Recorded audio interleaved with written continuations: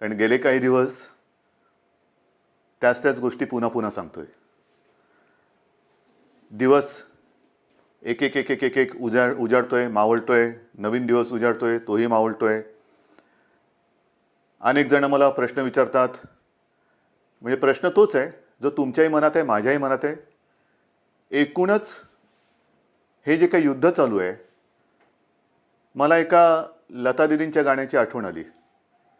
संपूर्ण जगाची अवस्था सरणार कधी रण, याच परिस्थितीत आहे.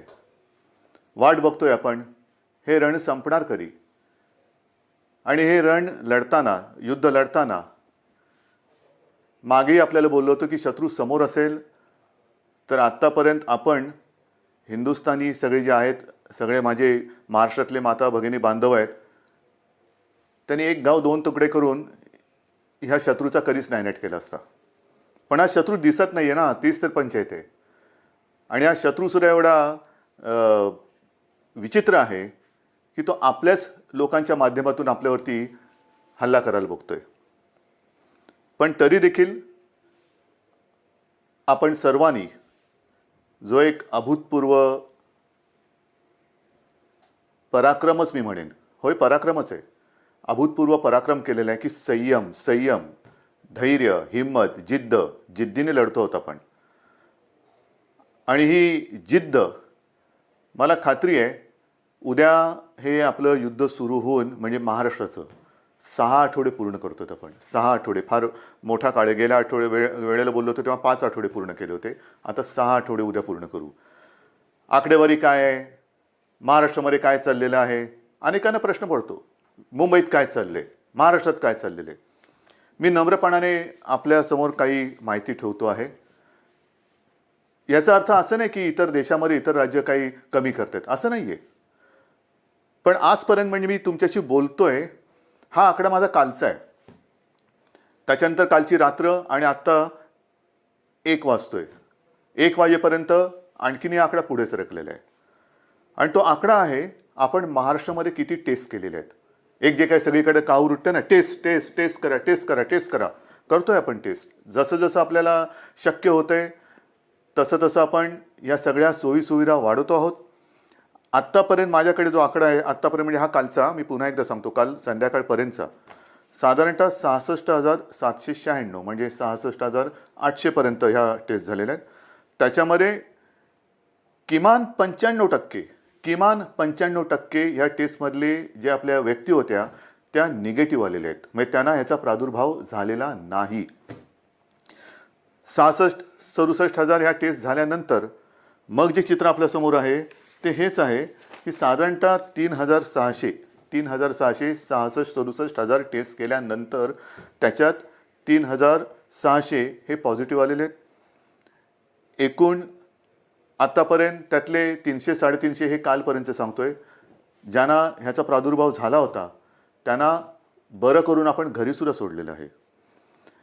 आत्तापर्यंतसुद्धा एक आपण समाधान मानू शकतोय की जेवढे काही पॉझिटिव्ह रुग्ण आपल्याला सापडत आहेत त्यांच्यात किमान 70 ते 75% हे अतिसौम्य किंवा ज्यांना अजिबात लक्षणं नाहीत या वर्गात मोडत आहेत. आपल्याकडे जवळपास आज 52 रुग्ण हे थोडेसे मध्यम गंभीर ते अतिगंभीर या वर्गामध्ये मोडत आहेत. आपलं आता लक्ष आहे हे जे गंभीर आहेत त्यांना वाचवणं. पण होतंय काय की काही ठिकाणी आजसुद्धा मला ठिकठिकाणच्या डॉक्टरांकडनं जे काही त्यांच्याशी चर्चा करतोय तर असं समजतंय की बऱ्याच वेळेला अगदी शेवटच्या टप्प्यामध्ये हे रुग्ण आपल्याकडे येतात. म्हणजे आपण काहीच करू शकत नाही. काही केसेसमध्ये तर असे आढळून आलेलं आहे की तो रुग्ण आल्यानंतर त्याचा रिपोर्ट टेस्टला दिल्यानंतर तो जो काय काळ लागतो, टेस्टसाठी जो काय काळ लागतो, रिपोर्ट येण्यासाठी तो लागतोच आहे. तो काय अजून कोणी कमी नाही करू शकलेला. तो रिपोर्ट प्राथमिकता देऊन आपण करून घेतो की हा गंभीर आहे, ह्याचा रिपोर्ट आम्हाला आधी द्या. एक काही अपवादात्मक परिस्थितीत असेही झालेलं आहे की ते रिपोर्ट येण्याच्या आतच त्यांचं दुर्दैवाने निधन झालेलं आहे. आणि म्हणून मला नेहमी हेच तुम्हाला सांगतो आहे आणि सांगायचं आहे की कोणतेही लक्षण, सर्दी, खोकला, ताप हे लपवू नका. घरच्या घरी उपचार करू नका. आपण याची विभागणी केलेली आहे, ज्याला आपण फीवर क्लिनिक म्हणतो. सर्दी, खोकला, ताप यांच्यासाठी दवाखाने पण सुरू केलेले आहेत. ज्यांना ज्यांना ही लक्षणं आढळतील, ही अशी काही ज्याला म्हणतो ना की नुसतं संसर्ग म्हणजे हात लावला तरी झालं असं नाही आहे. जर मास्क लावला, थोडं अंतर ठेवलं तर हे प्रादुर्भावाचा टाळता येतो. पण आपल्यापासून आपल्याला हे लक्षणे दिसत असतील तर लोक वालीत टाकतील का? अशा अशा संस्कृतीचा महाराष्ट्र नाही आहे. एकमेकाला मदत करणारी आपली संस्कृती आहे. आणि म्हणून मी पुन्हा आपल्याला विनंती करतोय की जर का कोणाला अशी लक्षणं आढळली, स्वतःमध्ये अशी लक्षणं वाटली, तर न घाबरता, न पळता, घरच्या घरी न राहता तुम्ही ह्या दवाखान्यात या. जेवढं लवकर आपण याल तेवढं लवकर आपल्यावरती इलाज होईल. आणि मी गेल्या वेळेला सांगितलं होतं की करोना झाला म्हणजे संपलं, असं नाही. आज सुद्धा जे मी तुम्हाला आकडा दिलेला आहे, बरं होऊन म्हणजे काही ठिकाणी तर जवळपास गंभीर झालेली रुग्णसुद्धा बरे होऊन आपण घरी सोडलेत, म्हणजे त्यांना जाऊ दिलेलं, बरं करून घरी जाऊ दिलेलं आहे. तर असंही आहे, अगदी 6 महिन्याच्या बाळापासून 83, 84, 85 वयाच्या आजीपर्यंत रुग्ण हे बरे झालेले आहेत, बरे होत आहेत. पण वेळेमध्ये आले तर वेळेत आले पाहिजे. एक गोष्ट मला आणखीन सांगावीशी वाटते की काल मी संध्याकाळी मुंबईतील जे आपले खाजगी दवाखाने आहेत, हॉस्पिटल्स आहेत, किंबहुना स्वतः काही प्रॅक्टिस करणारे डॉक्टर्स आहेत, यांच्यापैकी काही डॉक्टरांशी बोललो. आणि मला समाधान आहेत, हे सुद्धा कुठेही लढायला कमी नाही आहेत. त्यांच्याशी मी स्वतः बोललो, आपले टास्क फोर्सचे डॉक्टर बोलले, महापालिका आयुक्त बोलले. या सर्वांनी एक आपल्याला आश्वासन दिलेलं आहे, विश्वास दिलेला आहे की आज उद्यापासून ह्यांच्या सगळ्या ज्या काही प्रॅक्टिस आहेत, विशेषतः नॉन कोविड पेशंटसाठी, नॉन कोविड म्हणजे ज्यांना कोविड नाही आहे, कोरोना झालेला नाही आहे, असे सुद्धा अनेक रुग्ण, त्यांच्या जुन्या तक्रारी आहेत. कोणाला किडनीचे आजार आहेत, कोणाला हृदयरोग आहे, कोणाला मधुमेह आहे, इतरही काही व्याधी आहेत, काही जणांना अचानक होत आहेत. तर त्यांच्यावरती उपचार करण्यासाठी हे क्लिनिक, हे दवाखाने आणि हे हॉस्पिटल्स ही कोणत्याही परिस्थितीत चालू पाहिजेत. नाहीतर करोना करोना करोना करताना ह्यांच्याकडे दुर्लक्ष झालं तर हाही वर्ग खूप मोठा आहे. त्याच्यासाठी ते आपल्याला मदत करतात. त्या सगळ्यांना मी धन्यवाद देतोय. आणि मी संपूर्ण महाराष्ट्रातील डॉक्टर्सना आवाहन करतोय, विनंती करतो आहे की मुंबईतले डॉक्टर्स तयार झालेले आहेत, महाराष्ट्रामध्ये सुद्धा तयार होत आहेत. पण आता घाबरू नका. तुम्हाला जे जे काही हवं आहे, जे जे काय सरकार म्हणून करता येणं शक्य आहे, ते सर्व सरकार म्हणून आम्ही करतो आहोत. काही काळजी करू नका. तुम्हाला अगदी PPE किट पाहिजे असतील, जिथे जिथे शक्य आहे, कारण आजही या सगळ्या उपकरणांचा थोडा नाही म्हटलं तरी तुटवडा आहेच. मी उगाच काहीतरी खोटं सांगणार नाही आहे, पण तुटवडा थोडासा आहे. पुरवठा होतो आहे, केंद्राकडनं होतोय. राज्य सरकारसुद्धा जिथून जिथून शक्य होईल तिथून तिथून हा जो काही उपकरणांचा आपल्याला पुरवठा होऊ शकतोय त्यांना संपर्क करून त्यांच्याकडनं सुद्धा घेतोय. म्हणजे हे होत आहे, परिस्थिती सुधारते, नक्की सुधारते.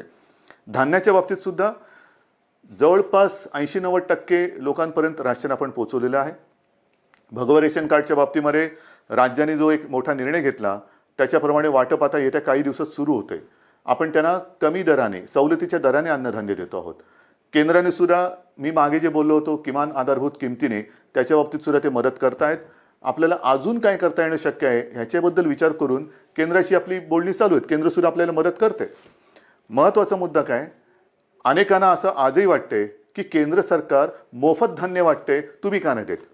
मोफत धान्य, केंद्र मोफत धान्य देते, मग तुम्ही का नाही देत? मोफत देत आहे, पण ते आत्तापर्यंत तरी फक्त त्यांनी तांदूळ दिलेले आहे.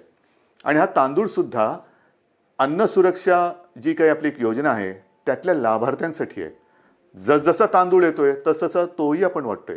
या तांदूळाबरोबर आपण डाळ आणि गव्हाची मागणी केलेली आहे. कारण नुसतं तांदूळ घेतोय तो आम्ही देतोय, पण तांदूळासोबत म्हणजे भाताबरोबर गहू आणि डाळ तर पाहिजे.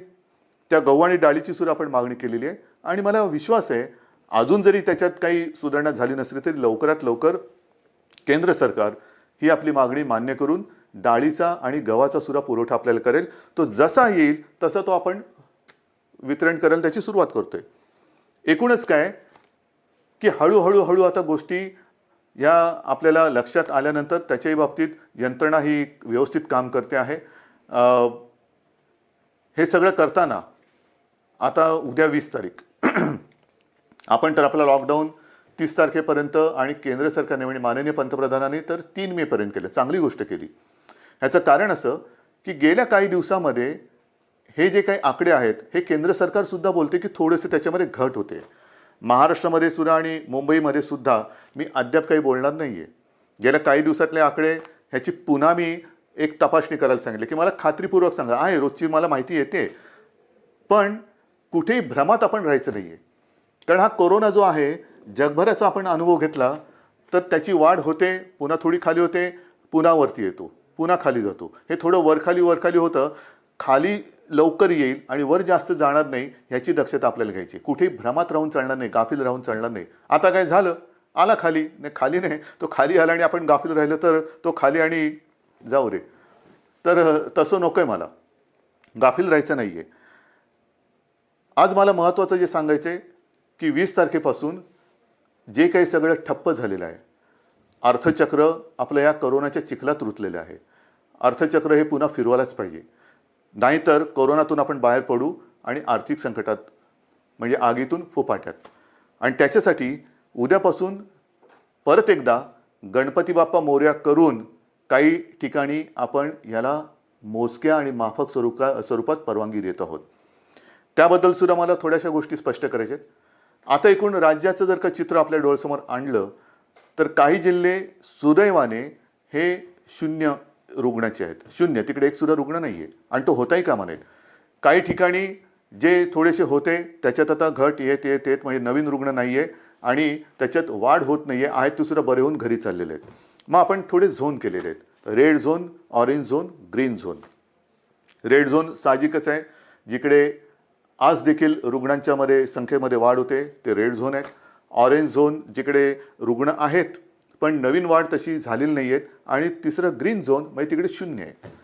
तर ह्या खास करून ग्रीन झोनमध्ये आणि ऑरेंज झोनमध्ये आपण माफक स्वरूपामध्ये उद्योगधंद्यांना परवानगी देतो आहोत. ह्याबद्दल सूचना या तळागाळापर्यंत गेलेल्या आहेत. आजपर्यंत आपण काय करत होतो, फक्त आणि फक्त जीवनावश्यक वस्तूंच्या उद्योगांना आणि त्याच्या मालवाहतुकीला परवानगी देत होतो. आता जिथे जिथे शक्य आहे त्या उद्योजकांना सुद्धा आपण सांगतो आहोत की जर तुम्ही तुमच्या मजुरांची काळजी, कर्मचाऱ्यांची काळजी तुमच्या त्या आवारात घेत असाल, आम्ही धान्य पुरवठा करू, तुमचं रॉ मटेरियल येईल, सगळं काम तुम्ही करा, मजुरांची ये जा होता कामा नये. कारण हे जे काय माल वाहतूक वेगळी आणि व्हायरस वाहतूक वेगळी. आपल्याला व्हायरस वाहतूक नाही करायची, आपल्याला माल वाहतूक करायची. म्हणून माल चालू राहील, त्याची वाहतूक चालू राहील, पण व्हायरस बंदी ही राहणारच. व्हायरसची वाहतूक होणार नाही. ही व्हायरसची वाहतूक ही कळत नकळत होते आहे. आणि म्हणून आता मला कोणताच धोका पत्करायचा नाही आहे, अजिबात नाही आहे. जे तुम्ही आत्तापर्यंत सहकार्य केलेत मला माहिती आहे खूप कठीण आहे. काही न करता शांत बसून राहायचं ह्याच्यासारखी दुसरी मला नाही वाटत दुसरी कोणती शिक्षा असेल. पण ती शिक्षासुद्धा तुम्ही एक तुमचं कर्तव्य म्हणून भोगता आहात, सोसता आहात. तुम्ही शिस्त पाळताना मी दुसऱ्याला शिस्त नाही मोडू देणार, अजिबात नाही. कारण ती आता परवडणार नाही आपल्याला. आणि त्याकरता आपण ह्या काही गोष्टी सवलती म्हणा किंवा थोडीशी एक हातपायाची म्हणजे बराच वेळ अंग आखडून गेल्यानंतर हळूहळू आपण सुरू करतो ना, तसं सुरू करायचं आहे. एकदम उठून उड्या मारायला लागला तर पुन्हा काहीतरी व्हायचं. तर तसं नाही, हळूहळू शिथिलता आणत आपण पुन्हा पूर्वपदावरती यायचं आहे. आणि त्याच्याकरता ह्या काही ज्या मुभा म्हणतोय त्या आपण देतो आहोत. त्याच्यामध्ये साहजिकच आहे, शेती आणि कृषी याच्यात पहिलेही बंधन नव्हतं, आताही नाही, राहणार नाही. जीवनावश्यक वस्तू, त्यांचा पुरवठा, त्यांचं उत्पादन ह्याच्यात कुठेही एक रुकावट येणार नाही. इतरही काही ज्या काही गोष्टी आहेत त्याची सुद्धा वर्गवारी केलेली आहे. केंद्राकडनं सुद्धा आत्ताच एक सूचना आलेली आहे, सूचनाची नियमावली आलेली आहे, त्याच्याप्रमाणे सुद्धा काही होईल. म्हणजेच काय की एक लक्षात घ्या की जिल्ह्याच्या वेशी आपण उघडत नाही आहोत, अजिबात नाही. या जिल्ह्यातून त्या जिल्ह्यात जायला अजूनही परवानगी दिलेली नाही. फक्त माल वाहतूक होत राहील, पण आपण तर घरातच राहायचं आहे. जिल्ह्यातल्या जिल्ह्यात जिथे म्हणजे हे जिल्हे जिथे त्याच्यात काही 0 आहे, ग्रीन झोन आहे, तिथल्या तिथे म्हणजे तिथे आता कोरोना नाही आहे, त्याच्यात आपण तिथल्या तिथे ये जा करायला देतोय. दुसऱ्या जिल्ह्यात त्या जिल्ह्यात देतोय. पण ह्या जिल्ह्यातली माणसं त्या जिल्ह्यातली माणसं ह्या जिल्ह्यात हे आता तरी आपण होऊ देत नाहीये. किमान 3 मेपर्यंत तरी ही बंधन आपल्याला पाळायचे. आणि हे करताना मला साहजिक आहे की काही जणांच्या मनासारखं होतं आहे, ते आपल्याला आशीर्वाद देत आहेत, माझं कौतुक करत आहेत, उद्धवजी चांगलं काम करत आहेत. काही जणांच्या मनासारखं होत नाही आहे, साहजिकच आहे, ते माझ्यावरती थोडेसे रागावले असतील. खास करून मी माझ्या पत्रकार बांधवांना सांगतोय, पत्रकार बांधव, कारण काल आपण एक नियम सगळ्यांना सांगितलं की वृत्तपत्रांवरती बंदी नाही आहे, अजिबात नाही आहे. वृत्तपत्र ही जसं आपण पेपर स्टॉल म्हणतो तिथे उपलब्ध करायला काही हरकत नाही आहे, पण खास करून मुंबई पुणे जिथे रेड झोन आहे तिथे मात्र घरोघरी वृत्तपत्र आज तरी टाकू देणं हे मला योग्य वाटत नाही आहे. मला कोणाशी वाद नाही करायचा की याने काय होतं त्याने काय होतं, नाही. कदाचित माझी भीती अनाठही असेल, भीती अयोग्य असेल, मला कोणी वाईट म्हणतील म्हणू देत. मी महाराष्ट्रासाठी वाईटपणा घ्यायला तयार आहे, जरूर तयार आहे. जर माझ्या महाराष्ट्राचं भलं होणार असेल आणि त्याच्यासाठी मी वाईट ठरत असेल तर मी वाईटपणा घ्यायला तयार आहे. अत्यंत नम्रपणाने, जसं तुम्ही माझं कौतुक करता तसंच हा वाईटपणासुद्धा मी स्वीकारायला तयार आहे. पण कृपा करून आत्ता ह्या आणीबाणी म्हणजे हे आरोग्यविषयक आणीबाणी असताना त्याच्यात मला कोणताही धोका घ्यायचा नाही आहे. अयोग्य योग्य हे उद्या कळेल, पण समजा कुठे काही फटकन काही घडलं तर मला आता मुंबई पुणे आणि इतर कुठे काय असेल तिथे हे कोणत्याही परिस्थितीत संकट संपवायचं आहे. आणि म्हणून मी आपल्याला सगळ्यांना सांगतो की आजपर्यंत जसं तुम्ही मला सहकार्य केलं तसंच सहकार्य हे मला नाही, आपण आपल्याला स्वतःला सहकार्य करतोय. याचं कारण आज तरी या रोगावरती औषध आलेलं नाही, कोणती लस आलेली नाहीत, प्रयोग सुरू आहेत. पण असं ठामपणे कोणी सांगत नाही हे औषध घ्या म्हणजे पी हळद आणि हो गोरी, असं काही नाही आहे. अजूनही असं सापडलेलं नाही आहे. ते सापडेल तेव्हा हे सगळीकडे होईल, मग ही भीती कमी होईल. पण आत्ता तरी याच्यापासून लांब राहणं हे एवढाच हा एकच उपाय आपल्याकडे आहे. आणि त्याकरता मी पुन्हा एकदा आपल्याला सगळ्यांना सांगतोय की एकतर जरी ही थोडीशी मुभा आपण सर्वांना देत असलो तरी नागरिकांना कृपा करून विनंती आहे की आपण मात्र घराबाहेर पडायचं नाही आहे. अत्यंत आवश्यक असेल तेवढ्या पुरतंच घराबाहेर पडा. पडताना घरगुती मास्क असेल तो वापरा.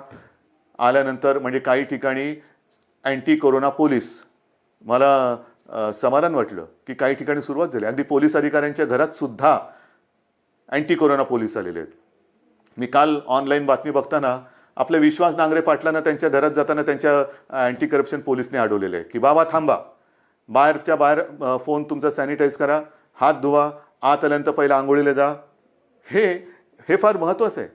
अँटी कोरोना पोलीस म्हणजे घरातल्या घरात आपण काळजी घेणं गरज आहे. आपल्या मातापित्यांची काळजी घेणं, विशेषतः ज्यांना हे काही विकार असतील, डायबिटीज असेल, हृदयविकार असेल, इतरही काही मधुमेह असेल, ते वेळच्या वेळेला औषध घेतात की नाही आणि त्यांची ही सगळी जी लेवल आहे, हे जे काही विकार आहेत ते मर्यादेच्या आत राहतात की नाही हे बघणं हे आपल्या घरातल्या सगळ्यांचं कर्तव्य आहे. काही ठिकाणी मला अशी मेसेज येत आहेत की लहान मुलं आपल्या वाढदिवसाचे पैसे, आपल्या खेळण्यासाठी साठवलेले पैसे, कोणी सायकलसाठी साठवलेले पैसे हे मुख्यमंत्री सहायता निधीला देत आहेत. काय बोलायचं आहे मुलांना? कौतुक तर केलंच पाहिजे, आशीर्वाद तर दिलेच पाहिजे, पण मी ह्या बाळगोपाळांना सांगतो की तुम्ही काळजी करू नका. अहो आम्ही आहोत, ही माझ्यासोबतची जी पिढी आहे ती समर्थ आहे आणि हे सगळं युद्ध चाललंय हे तुमच्या भवितव्यासाठीच चाललेलं आहे. मला कल्पना आहे की पैसा करून ती एक गंमत असते, पैसा साठवणं आणि त्या साठवलेल्या पैशातून स्वतःसाठी या काही गोष्टी करणं. म्हणजे अनेक ठिकाणी घरात ह्या गोष्टी अशा आहेत की हट्ट नाही करायचा. आपल्या खाऊचा पैसा असेल, वाढदिवसाचा पैसा असेल, हा साठवत ते करायचं. तुम्ही नका करू, आम्ही आहोत, आपण खंबीर आहोत, सरकार खंबीर आहे, ही पिढी खंबीर आहे. आजसुद्धा मुख्यमंत्री सहायता निधीला मदत येते. CSR फंड मग तिकडे चालतो इकडे चालत नाही, मला तर त्या राजकारणात जायचंच नाही आहे.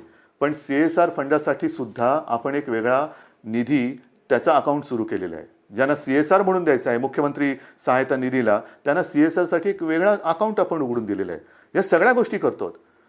आणि त्याचबरोबरीने घरामध्ये राहून थोडीशी एक अस्वस्थता येते, बेचैनी येते, काय करायचं कळत नाही, मग कोणाला विचारायचं, घरी कोण आहे. 2 गोष्टी आपण सुरू केलेल्या आहेत. एक तर खरं म्हणजे महाराष्ट्रामध्ये याची गरज नाही आहे, कारण महाराष्ट्र आपला हा सुसंस्कृत आहे. पण ज्या बातम्या येतात जगभरातून की घराघरामध्ये महिलांवरती अत्याचार किंवा हिंसाचार ह्या गोष्टी वाढत आहेत. महाराष्ट्रात असं होणार नाही. एक सुद्धा केस अशी होता कामा नये, अजिबात होता कामा नये. पण तरी देखील महिलांना मी विनंती करतोय की समजा दुर्दैवाने कुठे असा आपल्याला अनुभव आला तर 100 नंबर हा आपल्या मदतीसाठी आपण केलेला आहे. कुठे अशी जर का तुम्हाला वाटली की इकडे आपल्यावरती अन्याय होतो किंवा थोडंसं होते, मानसिक परिस्थिती, मानसिक स्थिती थोडीशी इकडे तिकडे होते, पण तिच्यासाठी, ती सांभाळण्यासाठी आणि महिलांना रक्षण देण्यासाठी एक 100 नंबर हा आपण त्या सेवेसाठी देतो आहोत. दुर्दैवाने जर का अशी कुठे घटना घडत असेल तर 100 या नंबरवरती माझ्या माता भगिनींनी फोन करावा. तत्काळ आपलं महाराष्ट्र सरकार आपला भाऊ म्हणून आपल्यासोबत आपल्या मदतीसाठी धावून आल्याशिवाय राहणार नाही. आणि हे सांगत असताना मी आणखीन 2 नंबर आपल्याला सांगतोय, कारण इतके दिवस घरी राहिल्यानंतर मन अशांत होणार, मनात बेचैनी वाढणार, एकटेपण वाटणार, काय करावं कळत नाही आहे, थोडंसं वैफल्य वाटणार. मग काय करायचं? तर त्याच्यासाठी सरकारने 2 नंबर आपल्यासाठी दिलेले आहेत. घेता लिहून? कागद पेन आहे हातामध्ये? ठीक आहे, बघा पटकन.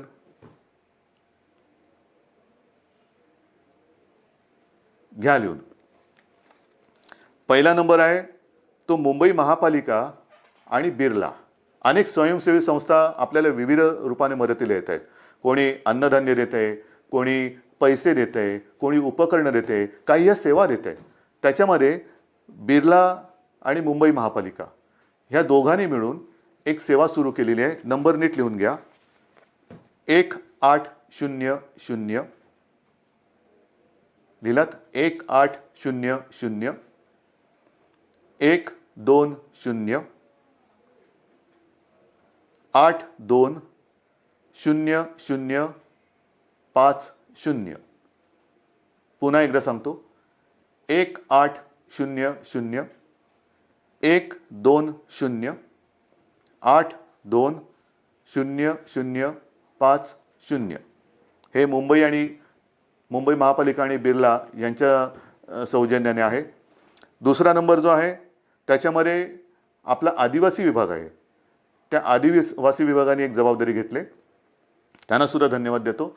त्यांच्यासोबत प्रोजेक्ट मुंबई ही एक संस्था आहे आणि दुसरी प्रफुल्ला. ह्या तीन जण मिळून त्यांनी सुद्धा ही एक सेवा सुरू केलेली आहे. तोही नंबर देतो. तो नंबर घ्या. 1800 बरोबर आहे. 1800 102 4040. सांगू परत? घ्या. 1800 102 4040. तर असं हे आपण जे काय करता येणं शक्य असेल ते करतोय. पण तूर्त 3 मे पर्यंत बाकी सगळ्या गोष्टी ह्या लॉकडाऊनमधल्या तशाच बंद राहतील. कोणत्याही स्वरूपाचे धार्मिक, राजकीय, सांस्कृतिक कार्यक्रम हे महाराष्ट्रामध्ये होणार नाही. कोणत्याही प्रकारची रेल्वे वाहतूक, विमानाची वाहतूक ही महाराष्ट्रात, मुंबईत होणार नाही. वृत्तपत्र माझ्या बांधवांना त्यांना सांगतोय की काल मी काही जबाबदार संपादकांशी आणि व्यक्तींशी बोललो. त्यांच्याशी त्यांना नीट समजून सांगितल्यानंतर त्यांनाही हे लक्षात आलेलं आहे. येत्या 2-3 दिवसात मुंबई पुन्हा वगळून इतरत्र महाराष्ट्रामध्ये आपण काय करू शकतो त्याच्याबद्दल आपण निर्णय घेतो आहोत. काळजी करू नका. सगळ्यांनाच कामं करण्याची इच्छा आहे. कोणालाच असं वाटत नाही आहे की हे बंधन आपल्याला फार हितकारक आहे. अजिबात नाही आहे. शेवटी बंधन टाकणं ही आनंदाची नाही तर अत्यंत क्लेशकारक गोष्ट असते. तुम्हाला मी उलटं मुख्यमंत्री म्हणून आणि सरकार म्हणून आमचं काम असं आहे की जास्तीत जास्त स्वातंत्र्य, एक मोकळेपण हे आपल्या जनतेला द्यावं, आनंद त्यांना द्यावा. पण ही परिस्थिती अशी आहे की सगळ्यांना बंधन आणण्याची एक विचित्र परिस्थिती या सरकारवरती आणि संपूर्ण जगावरती आलेली आहे. मला खात्री आहे की ह्या सगळ्या गोष्टी आपण समजून घेत आहात. समजून घेतल्या नसत्या तर तुम्ही सहकार्यच केलं नसतं. विशेषतः जे इतर राज्यातले मजूरसुद्धा आहेत त्यांनीसुद्धा आता सहकार्य करण्याचं एकूण मला दिसतंय की ठरवल्यासारखं आहे, कारण ते सुद्धा शांत झालेले आहेत. त्यांच्यासाठी मी पुन्हा बोलतो कि केंद्र सरकार के साथ हमारी बात चल रही है. आने वाले कुछ ही दिनों में मुझे पक्का भरोसा है, विश्वास है कि कुछ ना कुछ तो रास्ता निकल आएगा, निकल कर आएगा। और आप चिंता मत करो, महाराष्ट्र में आहिस्ते आहिस्ते हम काम शुरू करने जा रहे हैं। अगर संभव है तो आप आइए, काम पर लौट आइए, आपकी रोजी रोटी चालू रहेगी। और जिस दिन ये माहौल है ये ख़त्म हो जाएगा, मैं आपको वचन देता हूँ कि आपके घर तक महाराष्ट्र सरकार आपको पहुँचाएंगी। लेकिन हम चाहते हैं कि आप जब भी घर जाएंगे, पूरा परिवार आपका वहाँ होगा, आप यहाँ हैं। ये अच्छी बात नहीं है, मैं भी मानता हूँ, समझता हूँ, लेकिन जब भी आप घर लौटेंगे एक खुशी खुशी जाओ, डर कर नहीं जाना। वो भी डरे हुए हैं, आप भी डरे हुए हैं। आप उनको बता दीजिए, हमारे महाराष्ट्र में हम हैं, महाराष्ट्र की सरकार हमारा अच्छा ख्याल रख रही है। आप हमारी चिंता ना करें, आपकी भी चिंता, वहाँ की सरकार आपका ख्याल रख रही है, तो आप भी चिंता ना करें, लेकिन सब संभल कर रहिए। ये दिन कुछ ही दिनों का सवाल है, ये भी दिन निकल जाएंगे और फिर से मुझे पक्का भरोसा है खुशी की दिन लौट आएंगे। और इन शब्दों के साथ सबको मैं आभार व्यक्त करता हूँ, धन्यवाद देता हूँ। सगळ्यांना जय हिंद, जय महाराष्ट्र. लढायचंच आणि जिंकायचंच.